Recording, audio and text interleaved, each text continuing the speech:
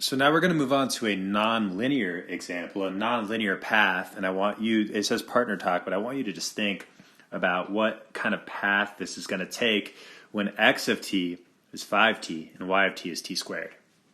So what I want you to notice is that x of t is linear. So x of t is just growing by 5 units every second. Y of t is not linear. Y of t is quadratic. So what's happening is x is growing constantly while y is growing at a faster and faster and faster rate because it's quadratic. So one thing we can do to picture this is just do a table. So I want you to pause the video and take time to fill in the table x and y given these different t values. When you unpause the video, you'll be able to see the filled in table to see how you did. So here it is.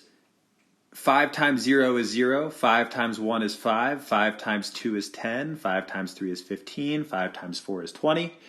And then here we're doing 0 squared, 1 squared, 2 squared, 3 squared, and 4 squared, because here's x and here's y. So now we can just plot these points and see what kind of graph that makes. But again, what you should notice is, oh, well, x is just increasing by 5 every time. Our run is increasing by 5 every second. But what's happening to our rise? Well, after 1 second, it increases by 1. And after another second, it increases by 3. And then after another second, it increases by 5. And then by 7. So our rise is continually getting bigger. So the run, constantly getting bigger. The rise getting having a wider gap between each second. So then that forms this curve that is getting steeper over time. Okay, again, you can see the run just increasing constantly, whereas that rise every second is getting bigger and bigger and bigger, causing a steeper curve. So then what about this? If x of t is t squared and y of t is t squared, take a second to think about how that might look.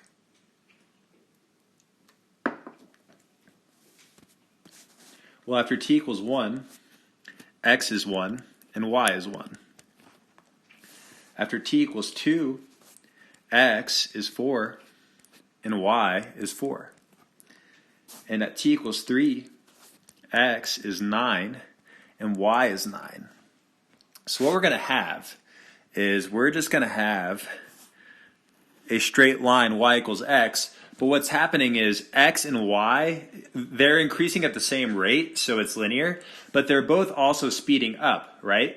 Your run is getting bigger every second. Your rise is getting bigger every second. So this point is going to move in a straight line, but what defining this parametrically does is it allows us to define an object that moves in this y equals x line, but it's also speeding up over time because x and y are both quadratic. But the reason it's moving in a straight line is because x and y are growing at the exact same rate.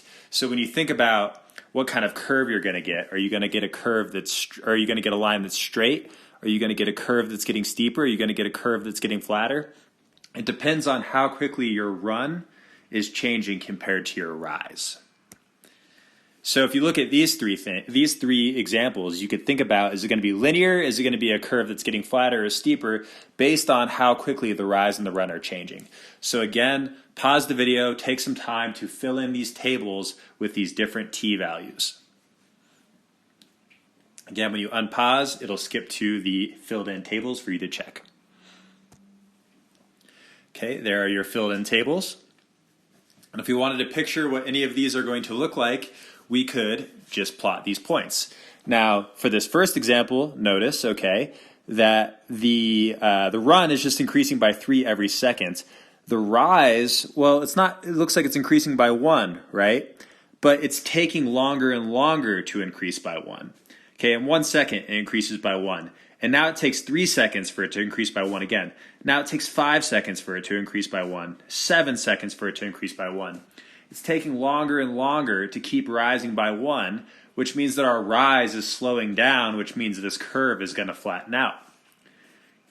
Here we have a linear curve. Okay, it's just that our run is getting bigger by 5 every unit. Our rise is getting bigger by 10 every unit of time. So it's going to be a line that's slightly steeper in the y direction, but still a straight line because they're both growing linearly. Now here, x is 1 over t, so if we plug in 1 over 0, we get an undefined. Okay, and then we're just going to get 1 over 1, 1 over 4, 1 over 9, 1 over 16. So what you see as t goes up, t gets bigger, okay, because time is passing, but x is getting smaller. So then that's going to tell us something about the path of the object. We're actually going to zoom in on this example and look at the curve and see if we can figure out what's going on with an object following that trajectory. So here's the curve, 1 over t comma root t. So what I want you to take a second to think about is, which direction is the object going? Now, this is what defining our coordinates parametrically really does for us. Is normally we just look at a curve like this and we read it left to right. But this is going to allow us to have objects that maybe go this way or objects that go this way. So I want you to think about this for a second. Which way is the object on this trajectory going? Is it going like that or is it going like that?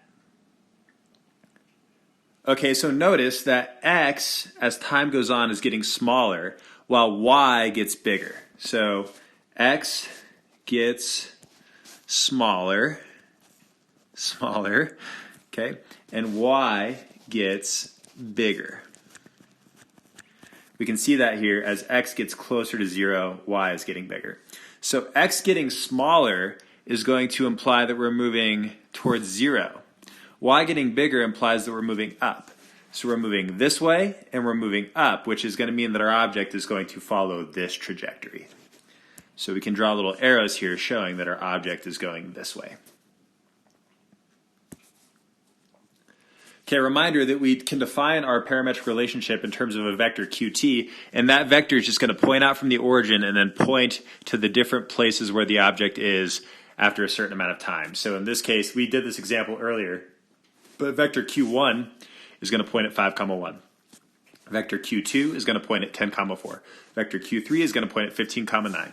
Vector q4 is going to point at 20, 16, and it's just going to keep pointing, forming this curved trajectory. So it's a bunch of straight vectors pointing at a curved path, and those vectors tell us where the point is after a certain amount of time.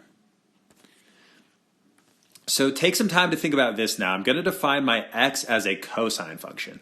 So what's going to happen to x? I want you to pause the video and think about what's the relationship of cosine, and so what does that mean about our x value here? So you might remember that the cosine function looks something like this, right? Cosine goes between -1 and 1.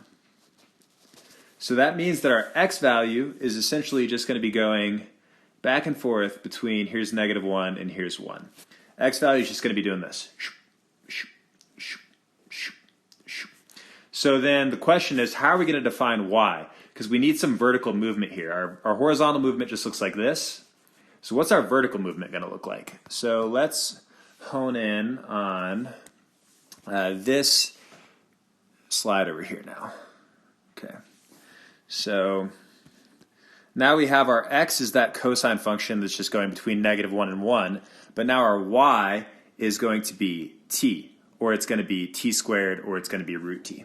Okay, so how is that going to affect our curve? So let's first focus on this one, cosine t, y equals t. Okay, so our y value is just getting bigger by 1 unit every second. So our y value is going up, 1 unit every second. Our x value is doing this. Okay, going back and forth. So x is going back and forth, y is moving up constantly. So let's see how that affects our curve. Okay, so here we are.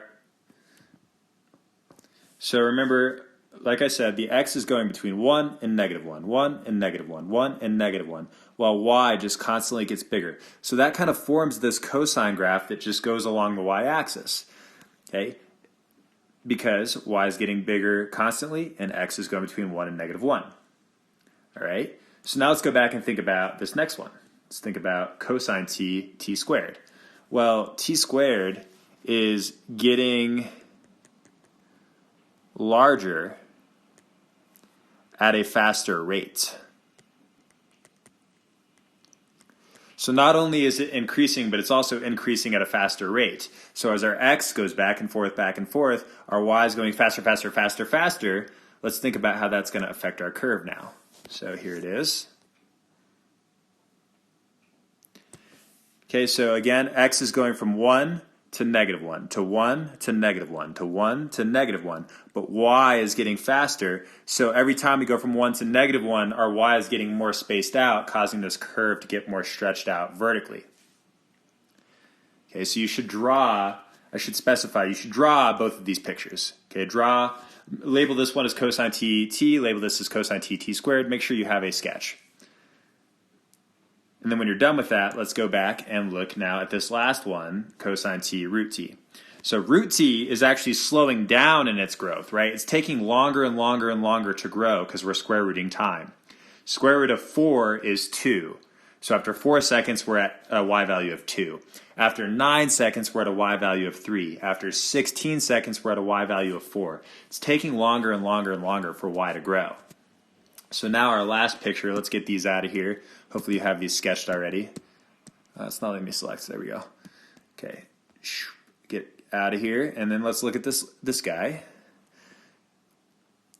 Okay, so again, x is going from 1 to -1, to 1 to -1, to 1 to -1, 1 to -1. But as x continues to do that, y is slowing down in its growth, which is causing this to scrunch down more, right? As x continues to go from 1 to -1, y is taking longer and longer to grow. So let's try to picture more of these. Here you have sine of t e to the t and sine of t cube root of t. See if you can picture what kind of curve this is going to form. Again, pause the video and unpause when you're ready to see an answer. Okay, so e to the t is the exponential function, right? It's growing faster and faster and faster and faster. It's growing insanely fast. So what we see here is that we have our sine, which is going from 0 to 1 to 0 to -1, to 0 to 1 to 0 to -1. But because y is growing so insanely fast, this thing gets stretched out. So we go from 0 to 1 to 0 to -1 back to 0, but now it's going to be like way up here before we can get to 1 again, and then it's going to be even higher up before we get to 0 again, because our x is just constantly following that sine trajectory while our y is increasing in speed. Now, cube root t is a function that really slows down in terms of how quickly it grows. So again, we have 0 to 1 to 0 to -1 back to 0. That's our sine behavior. But then we're going to go 1 to 0 to -1 to 0 again, 1 to 0, -1 to 0 again. And we're going to see that happen more frequently because of how our y is slowing down, super scrunched down.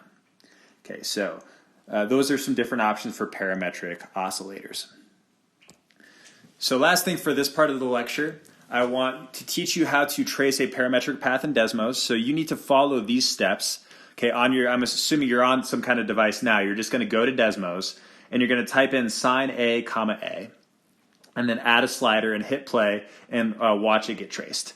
And then do sine A root A. So notice this is the one we did earlier, right? It's gone right now. Okay, here it is. So this is the cosine A, comma A, right? So I guess I have you doing sine A, comma A instead of cosine A, comma A, but it's the same idea, right? So you're going to trace that path, and then do sine A root A to see that path. And then on the same Desmos page, type sine t, comma root t, and then make sure you plug in 0 to 100 for t. And then so this will trace the point. It'll show you where the point is, and then this will show you the path that the point is taking. So that's how you trace a parametric path. And then once you've done that, you're going to work on the worksheet that is titled Unit 9, Day 1, which you may have a hard copy of, but if you don't, it's just on the team drive and linked in the Google Doc that is the Google Doc for this lesson. So you're going to work on that worksheet. The idea is that you work on it either with a friend through like Google Meet or something like that, or work on it independently. And then the last part of this lecture is going to walk you through the worksheet, but I want you to try the worksheet by yourself before you watch the video walkthrough.